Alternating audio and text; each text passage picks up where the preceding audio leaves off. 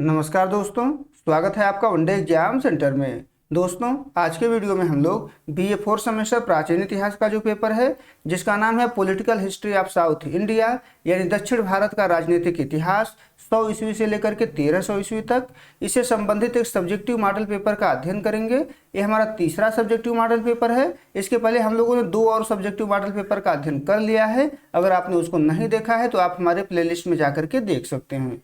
आपका ये subjective model paper कुल 3 खंड में विभाजित है, खंड अ, खंड ब और खंड स। एक एक करके यहाँ पर हम लोग तीनों खंडों का अध्ययन करेंगे। हम लोग जानेंगे कि इसमें आपसे क्या पूछा गया है और इसका उत्तर आपको किस प्रकार से लिखना होगा। पहला खंड अ है, इसमें आपसे अति लघु उत्तरीय प्रश्न पूछा गया है और प्रत्येक प्रश्न का उत्तर आपको अधिकतम 50-50 शब्दों में यहाँ पर देना होगा। देख लेते हैं कि इसमें आपसे क्या पूछा गया है। पहला प्रश्न जो इसमें पूछा गया है, गंगैकोंड चोलपुरम, इस पर आपको 50 शब्द में टिप्पणी लिखना है। तो उत्तर में आप लिखेंगे कि गंगैकोंड चोलपुरम तमिलनाडु का एक ऐतिहासिक शहर है जिसे 11वीं शताब्दी में राजेंद्र चोल के द्वारा बसाया गया था। 11वीं शताब्दी में राजेंद्र चोल ने इसकी स्थापना की थी और इसकी स्थापना गंगा घाटी पर अपनी विजय की याद में किया था और उसी की याद में इसको बसाया था, अपनी राजधानी इसको बनाया हुआ था। यहाँ का मुख्य आकर्षक जो है बृहदेश्वर मंदिर है, जो अपनी भव्य वास्तुकला और उत्कृष्ट मूर्तिकला के लिए प्रसिद्ध है और यह यूनेस्को की विश्व धरोहर सूची में शामिल है। इतना आपको इसके उत्तर में लिखना होगा। अब आगे बढ़ते हैं, दूसरा प्रश्न देख लेते हैं। इसमें आपसे पूछा गया है नन्नुक। नन्नुक पर आपको 50 शब्द में टिप्पणी लिखना है। तो उत्तर में आप लिखेंगे कि नन्नुक भारत के प्रसिद्ध चंदेल राजवंश के संस्थापक थे, यानी चंदेल राजवंश की स्थापना नन्नुक के द्वारा ही किया गया था। उन्होंने बुंदेलखंड क्षेत्र में इस शक्तिशाली साम्राज्य की नींव रखी और खजुराहो को अपनी गतिविधियों का केंद्र बनाया। शुरुआत में नन्नुक जो है प्रतिहार राजाओं के सामंत थे। अभिलेखों में उन्हें महीपत जैसी उपाधियों से सम्मानित किया गया है। इतना आपको इसके उत्तर में लिखना होगा। अब आगे बढ़ते हैं, तीसरा प्रश्न देख लेते हैं। इसमें आपसे पूछा गया है भीम द्वितीय। भीम द्वितीय पर आपको 50 शब्द में टिप्पणी लिखना है। तो उत्तर में आप लिखेंगे कि भीम द्वितीय गुजरात के चालुक्य सोलंकी राजवंश के एक प्रतापी शासक थे जिन्होंने 1178 से लेकर के 1242 ईस्वी तक शासन किया। भीम द्वितीय को भोला भीम भी कहा जाता है, भोला भीम के नाम से भी इनको जाना जाता है। इनकी जो सबसे बड़ी उपलब्धि है वो 1178 ईस्वी में कायदरा के युद्ध में मोहम्मद गोरी को पराजित करना है, यानी भीम द्वितीय के द्वारा 1178 ईस्वी में मोहम्मद गोरी को पराजित किया गया था। इस ऐतिहासिक विजय का जो नेतृत्व था वो उनकी माता नायकी देवी ने किया हुआ था, जिसके बाद गोरी को पीछे हटना पड़ा। इतना आपको इसके उत्तर में लिखना होगा। अब आगे बढ़ते हैं, अगला प्रश्न देख लेते हैं। चौथा प्रश्न है, इसमें आपसे पूछा गया है गणपति देव। तो गणपति देव पर आपको 50 शब्द में टिप्पणी लिखना है। तो उत्तर में आप लिखेंगे कि गणपति देव काकतीय राजवंश के सबसे महान और शक्तिशाली शासक थे। इन्होंने लगभग 63 वर्षों तक शासन किया, यानी गणपति देव के द्वारा लगभग 63 वर्ष तक शासन किया गया था और अपने साम्राज्य का विस्तार गोदावरी से लेकर के चेंगलपट्टू तक किया गया। उन्होंने वारंगल को अपनी राजधानी बनाया, यानी वारंगल जो थी वो गणपति देव की राजधानी थी और वहाँ प्रसिद्ध किले का निर्माण इनके द्वारा शुरू करवाया गया था। वे कला, साहित्य और व्यापार के महान संरक्षक थे। उनके शासनकाल को काकतीय इतिहास का स्वर्ण युग माना जाता है। इतना आपको इसके उत्तर में लिखना होगा। अब आगे बढ़ते हैं, पांचवा प्रश्न है। इसमें आपसे पूछा गया है रवि कीर्ति। रवि कीर्ति पर आपको 50 शब्द में टिप्पणी लिखना है। तो उत्तर में आप लिखेंगे कि रवि कीर्ति 7वीं शताब्दी के एक प्रसिद्ध जैन कवि थे और संस्कृत के प्रकांड विद्वान थे। वे चालुक्य वंश के महान सम्राट पुलकेशिन द्वितीय के दरबारी कवि थे, यानी पुलकेशिन द्वितीय के दरबार में रहते थे और दरबारी कवि थे। उनकी ख्याति का जो मुख्य कारण है, ख्याति का जो मुख्य आधार है वो ऐहोल अभिलेख है, जिसकी रचना इन्होंने 634 ईस्वी में की थी। इस ऐतिहासिक शिलालेख में उन्होंने पुलकेशिन द्वितीय द्वारा हर्षवर्धन को पराजित करने का जीवंत वर्णन किया हुआ है। इतना आपको इसके उत्तर में लिखना होगा। अब आगे बढ़ते हैं, खंड ब देख लेते हैं। इसमें आपसे लघु उत्तरीय प्रश्न पूछा गया है और प्रत्येक प्रश्न का उत्तर आपको अधिकतम 200 शब्दों में यहाँ पर देना होगा। देख लेते हैं कि इसमें आपसे क्या पूछा गया है।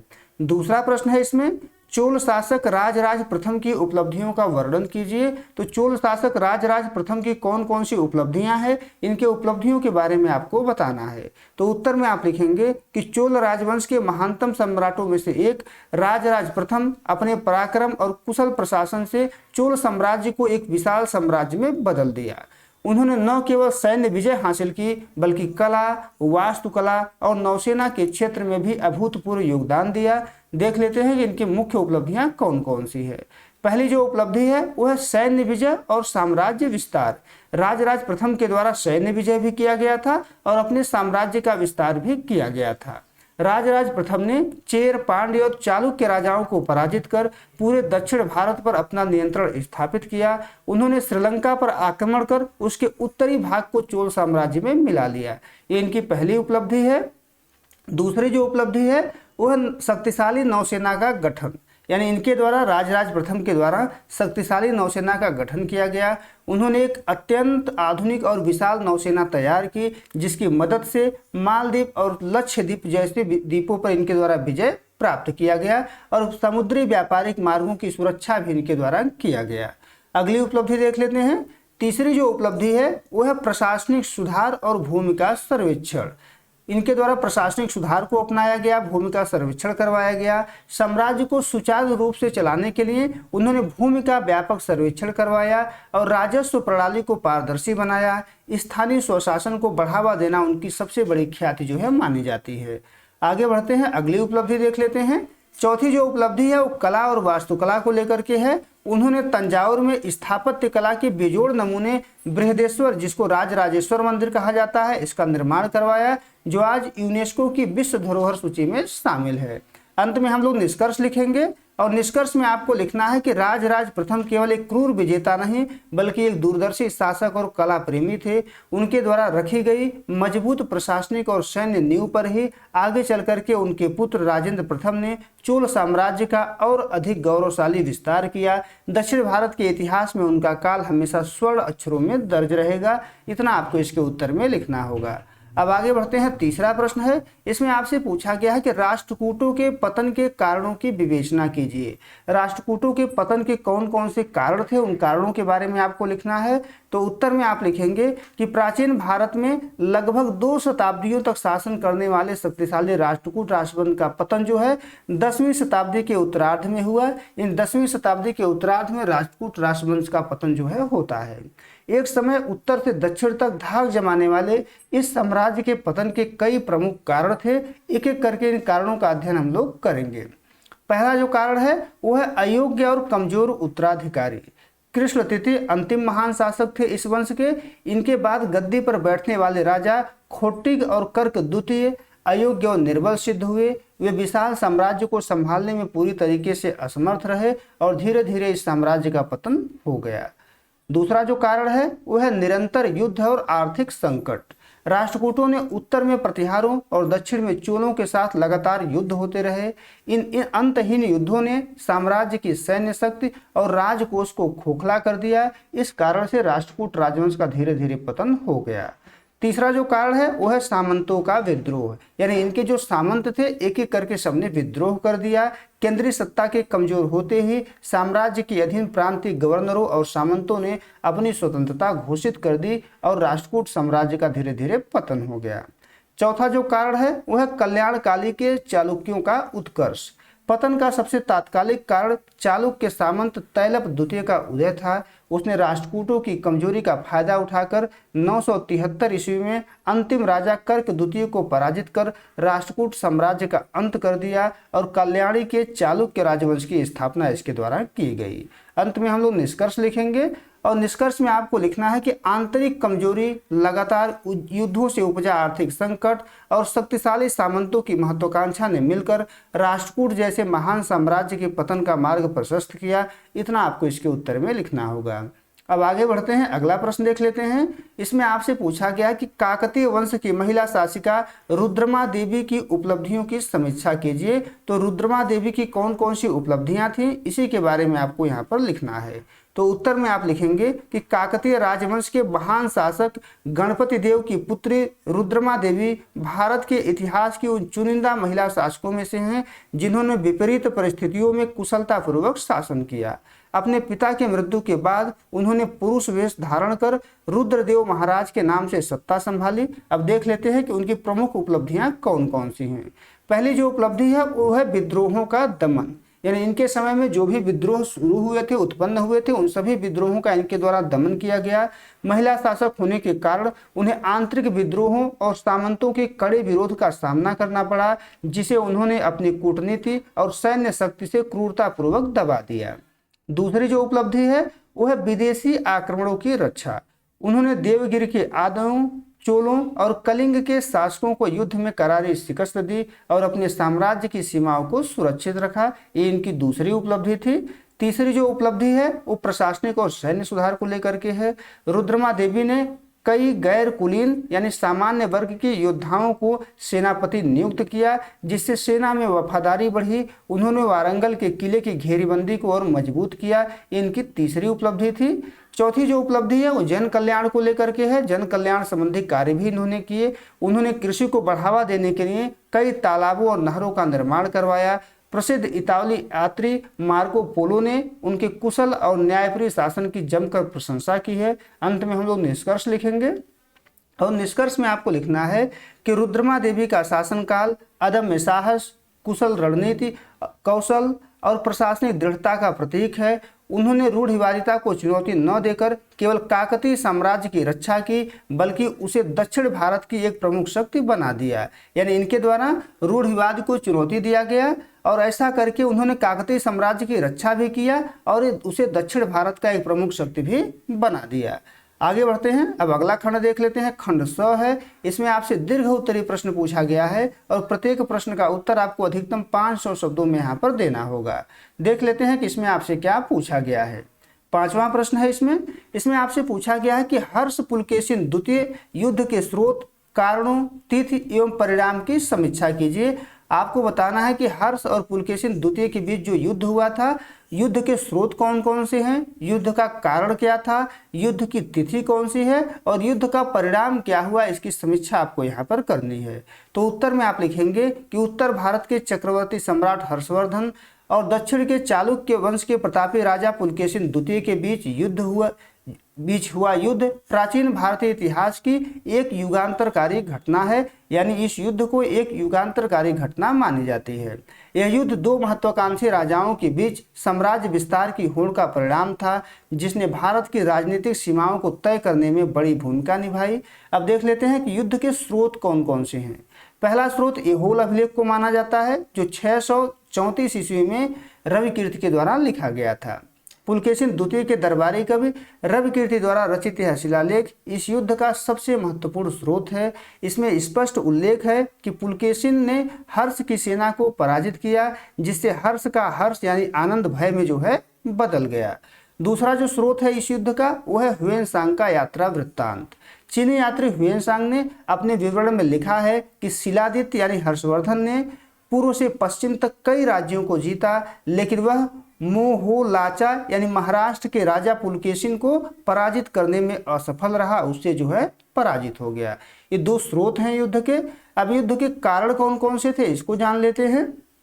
युद्ध का जो पहला कारण है वो है साम्राज्यवादी महत्वाकांक्षा। दोनों राजाओं को अपना साम्राज्य विस्तार करने की महत्वाकांक्षा थी। हर्ष जो है संपूर्ण उत्तर भारत को जीतने के बाद दक्षिण भारत की ओर अपना विस्तार करना चाहता था। वहीं जो पुलकेशिन द्वितीय था वो भी दक्षिण पथ का स्वामी बनकर अपने साम्राज्य को उत्तर की ओर फैलाना चाहता था और इन दोनों की महत्वाकांक्षाओं ने युद्ध को जन्म दिया। दूसरा जो कारण था वो था नर्मदा घाटी का भू राजनीतिक महत्व। दोनों राजाओं ने अपने साम्राज्य की सीमाएं नर्मदा नदी के पास टकराती थी, यानी दोनों की जो सीमा थी वो नर्मदा नदी से टकराती थी। मालवा और लाट के क्षेत्रों पर नियंत्रण स्थापित करने के लिए दोनों के बीच संघर्ष जो है अनिवार्य हो गया था। तो ये दो कारण है। अब युद्ध के तिथि के बारे में जान लेते हैं।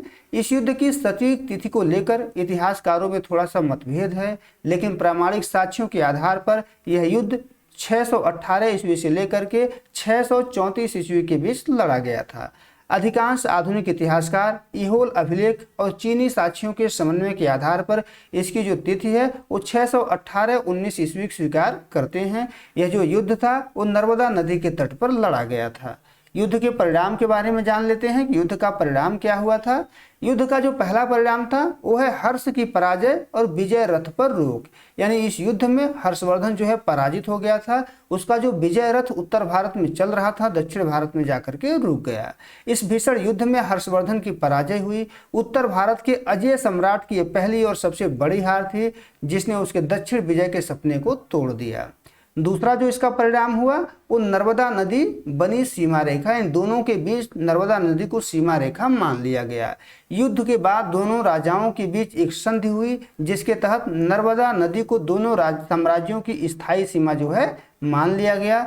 हर्ष का प्रभाव उत्तर तक और पुलकेशिन का प्रभाव दक्षिण भारत तक सीमित रहा। अगला जो प्रभाव है इस युद्ध का वह पुलकेशिन की प्रतिष्ठा में वृद्धि। पुलकेशिन की प्रतिष्ठा इससे बढ़ी। इस महान विजय के बाद पुलकेशिन द्वितीय ने परमेश्वर की उपाधि धारण की। इसके अलावा दक्षिणापथेश्वर की भी उपाधि इसके द्वारा धारण किया गया। अंत में हम लोग निष्कर्ष लिखेंगे और निष्कर्ष में आपको लिखना है कि हर्ष पुलकेशिन द्वितीय का युद्ध प्राचीन भारत के शक्ति संतुलन का एक अद्भुत उदाहरण था।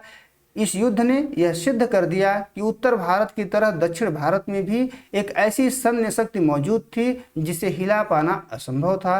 परिणामतः भारत कुछ समय के लिए दो स्पष्ट राजनीतिक खंडों यानी उत्तर और दक्षिण में विभाजित हो गया। इतना आपको इसके उत्तर में लिखना होगा। अब आगे बढ़ते हैं, छठा और अंतिम प्रश्न देख लेते हैं।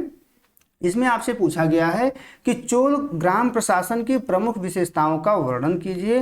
यानी चोल ग्राम प्रशासन की कौन कौन सी विशेषताएं थी इसके बारे में आपको यहाँ पर बताना है। तो उत्तर में आप लिखेंगे कि चोल राजवंश अपने विशाल साम्राज्य और शक्तिशाली नौसेना के साथ साथ अपनी अद्वितीय प्रशासनिक प्रणाली के लिए प्रसिद्ध है। चोल प्रशासन की सबसे अनूठी और महत्वपूर्ण विशेषता उसका स्वायत्त ग्राम प्रशासन था। यानी उसका जो ग्राम प्रशासन था वो स्वायत्त था। इस काल में गांवों को अपने आंतरिक मामलों के प्रबंधन की पूर्ण स्वतंत्रता थी जिसे आधुनिक पंचायती राज का अग्रदूत माना जा सकता है। इस ग्राम प्रशासन की विस्तृत जानकारी हमें परांतक प्रथम के उत्तर मेरूर अभिलेख से मिलती है। आगे बढ़ते हैं, अब देख लेते हैं कि चोल ग्राम प्रशासन की प्रमुख विशेषताएं कौन कौन सी थी। तो पहली जो विशेषता है वो है ग्राम सभाओं के प्रकार। यानी गांव का जो प्रशासन था वो ग्राम सभाओं के माध्यम से किया जाता था और ग्राम सभाओं के मुख्यतः तीन प्रकार थे। पहला है उर, यह सामान्य ग्रामीणों की संस्था थी यानी गैर ब्राह्मणों की संस्था थी। दूसरा है सभा या महासभा, यह ब्राह्मणों या अग्रहार गांवों की संस्था थी जो अत्यंत जो है सुसंगठित थी।